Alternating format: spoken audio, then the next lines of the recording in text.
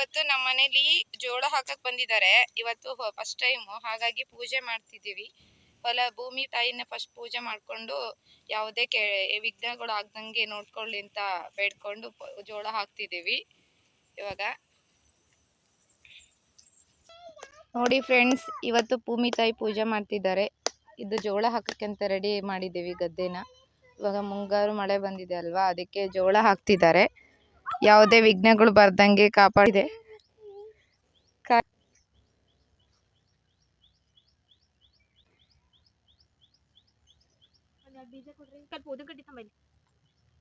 ಭೂಮಿ ತಾಯಿನ ಪೂಜೆ ಮಾಡಿ ಎಲ್ಲರೂ ರೆಡಿ ಮಾಡ್ಕೊಂತಿದ್ದಾರೆ ಜೋಳ ಹಾಕಕ್ಕೆ ಸಿದ್ಧತೆನೆ.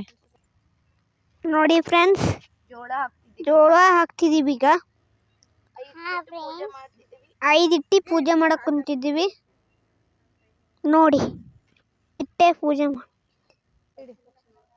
ಮಾಡ್ಕೊಂತಿದೀವಿ.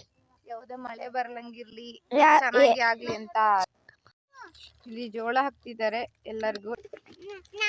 ಫ್ರೆಂಡ್ಸ್, ಜೋಳ ಹಾಕ್ತಿದ್ದಾರೆ. ಮದ್ಮಕ್ಳು ಹೊಸದಾಗಿ ಕರ್ಕೊಂಡ್ ಬಂದಿದ್ದೀವಿ. ಈ ವರ್ಷ ಲಾಸ್ಟ್ ನಮ್ಮ ಮನೆ ಬಂದಿದ್ದಾರೆ ಎಲ್ಲರೂ. ಬಿಸಿಲು ಜಾಸ್ತಿ ಆಗುತ್ತೆ ಅಂತ ಹಾಕೊಂಡಿದ್ದಾರೆ. ನೆಲ ಚೆನ್ನಾಗಾಗಿದೆ. ವೀಕಿಂದನು ಎಷ್ಟು ಮಳೆ ಇತ್ತು ಅಂದ್ರೆ ಹೇಳಕ್ ಆಗ್ತಿರ್ಲಿಲ್ಲ. ಅದಕ್ಕೆ ಇವತ್ತು ಬಿಸಿಲು ಬಂದಿದೆ ಅಂತ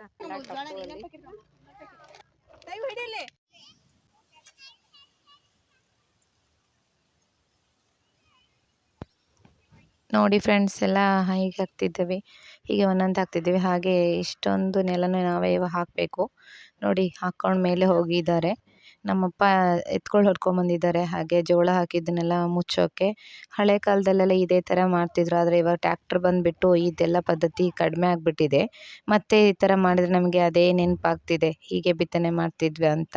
ನೋಡಿ, ಎಲ್ಲರೂ ಒಟ್ಟಿಗೆ ಬೆಳಗ್ಗೆನೇ ಬಂದಿದ್ದು, ಹಾಗಾಗಿ ತಿಂಡಿ ತಿಂತಿದ್ದೀವಿ. ಈ ಕಡೆ ಎಲ್ಲ ರೊಟ್ಟಿ ಮಾಡ್ಕೊಂಬಂದಿದ್ವಿ. ಹಾಗೆ ಹಚ್ಕೊಂಡು ತಿಂತಾ ಇದ್ದೀವಿ. ಎಷ್ಟು ಚಂದ ಅಲ್ವಾ ಗದ್ದೀಲಿ, ಎಷ್ಟು ಚಂದ ಊಟ ಮಾಡೋಕ್ಕೆ ಅಂದರೆ ಊಟ ಜಾಸ್ತಿನೇ ಹೋಗುತ್ತೆ.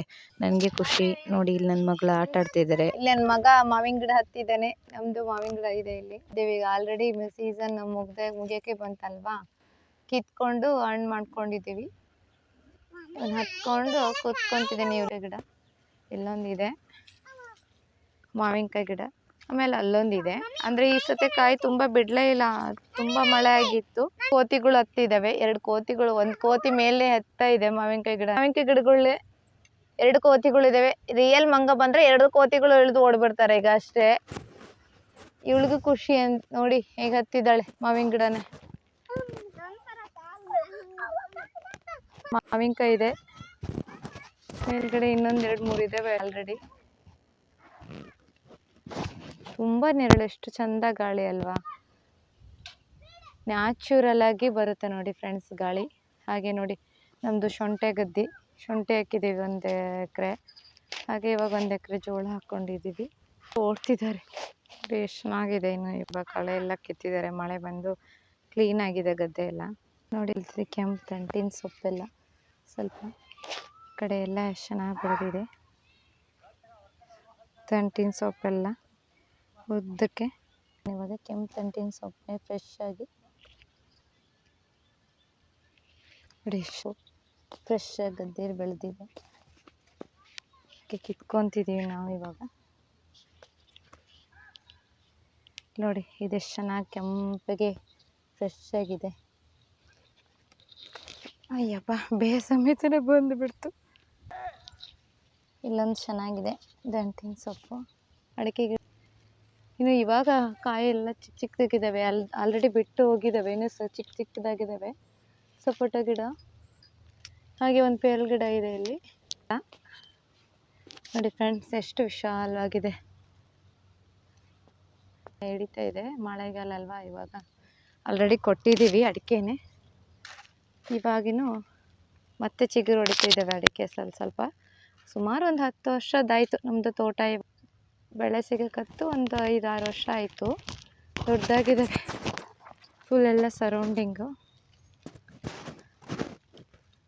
ತುಂಬ ತಂಪಾಗುತ್ತೆ ತೋಟದಲ್ಲಿದ್ದರೆ. ನೋಡಿ, ಬಾಳೆಗೊನೆ ಎಷ್ಟು ಚೆನ್ನಾಗಿ ಬಿಟ್ಕೊಂಡಿದೆ. ಹಾಗೆ ಇದರಲ್ಲಿ ಹೇಗೆ ಗೊನೆ ಬಿಡ್ತಾ ಇದೆ. ಇನ್ನು ಇವಾಗಿನೂ ಚಿಕ್ಕದಾಗಿ ಬಿಡ್ತಿದೆ ಬಾಳೆ. ಹೇಗೆ ಕಾಣ್ತಿದೆ ತೋಟ ಒಳಗಡೆ ಎಲ್ಲ. ಇರ್ಬೋದು, ಮಳೆಗಾಲೆಲ್ಲ ತೊಯ್ಯುತ್ತೆ ಅಂದ್ಬಿಟ್ಟು ಈ ಥರ ಮನೆ ಮಾಡಿಸ್ಕೊಂಡಿದ್ದೀವಿ ಚಿಕ್ಕದಾಗಿಲ್ಲಿ, ತೋಟದ ಮನೆ. ಚಿಕ್ಕಪ್ಪ ನಂಬರೆಲ್ಲ ಬರ್ದವ್ರೆ, ಯಾರಾದರೂ ಬಂದರೆ ಕೇಳಿದರೆ ನೋಡ್ಕೊಂಡು ಫೋನ್ ಮಾಡಲಿ ಅಂತ. ಒಳಗಡೆ ಕರೆಂಟ್ ಸಾಮಾನೆಲ್ಲ ಇರುತ್ತಲ್ವ, ಹಾಗೆ ಕಟ್ಟಿಸಿದ್ವಿ. ಸುತ್ತಲೂ ಈ ನಮ್ಮ ಹಳ್ಳಿ ವಿಡಿಯೋ ನಿಮಗೆ ಇಷ್ಟ ಆದರೆ ಲೈಕ್ ಮಾಡಿ, ಶೇರ್ ಮಾಡಿ, ಸಬ್ಸ್ಕ್ರೈಬ್ ಮಾಡಿ.